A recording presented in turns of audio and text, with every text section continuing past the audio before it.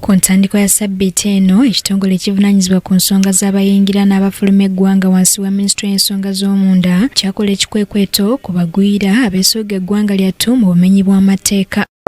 Olina okuba nga otambula buli kaseera ng'olina dokumenti yo especially passport ng'eraga biki by'okola wano, wayingira ddi oba ne facilities zonna okuba ng'olina ze twakuwa kuva wano mu immigration. So bano bemulaba wano tebalinako kantu koona, tebalinako passport, tebalinako kipapula kyonna kiraga nti bali wano legally. So kwe kubakwata tubaleeta wano. Mu kikwekweto kino abagwiira abawerera ddala 169 be baakwatibwa mu bitundu by'e Bukoto mu division y'e Nakawa mu Kampala nga bano baasangibwa nga baliko ennyumba gye bali mu kupangisa nga bagibeeramu kirindi ng'era baasangibwa nga tebalina kiboogerako kyonna.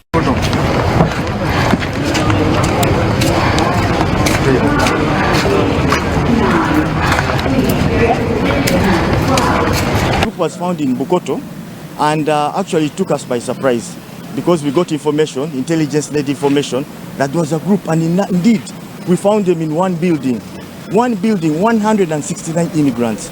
So that raised suspicion. But this information was given to us by one of the people in the community. Okusinziira ku minisitule y'ensonga z'omunda wano mu ggwanga, bano be bamu ku baali bayingira mu bikolwa by'obumenyi bw'amateeka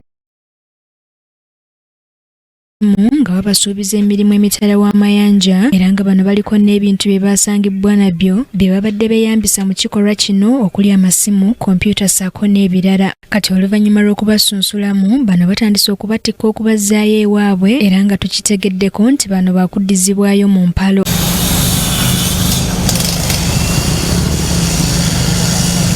Muvo, the second batch of illegal immigrants who had been apprehended in Bukoto.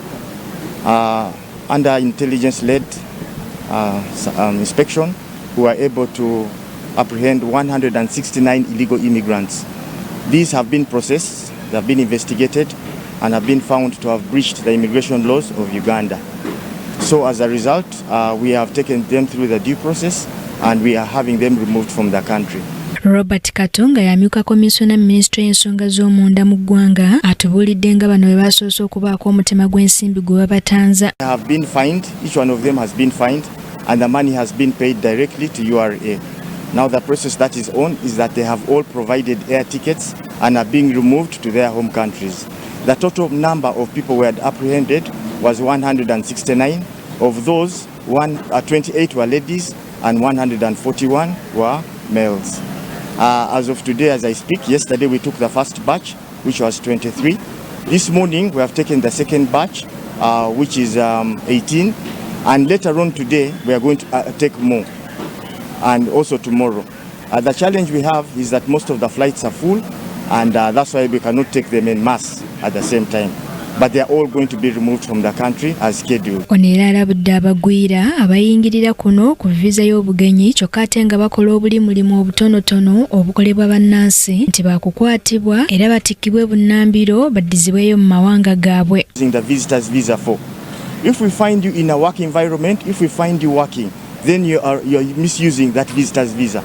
A visitor's visa allows you to come and visit, to tour the country, but not engage in work. If you are to engage in work, then you have to get the relevant facility, which is called a work permit. So once we find you working without a work permit, then you've already breached the immigration laws of Uganda. Kusinziira ku minisitule y'ensonga z'omunda mu ggwanga, ebikwekweto ku bali mu ggwanga mu bumenyi bw'amateeka byakusigala nga bigenda mu maaso. Ugandans is that please, if in your communities you have immigrants who you are not certain of, please report to the Department of Immigration, to the Directorate of Immigration, and we shall take the necessary action. Anet Nakaibaale yakusakidde eggulire lino ku Rakei TV amalindiriro.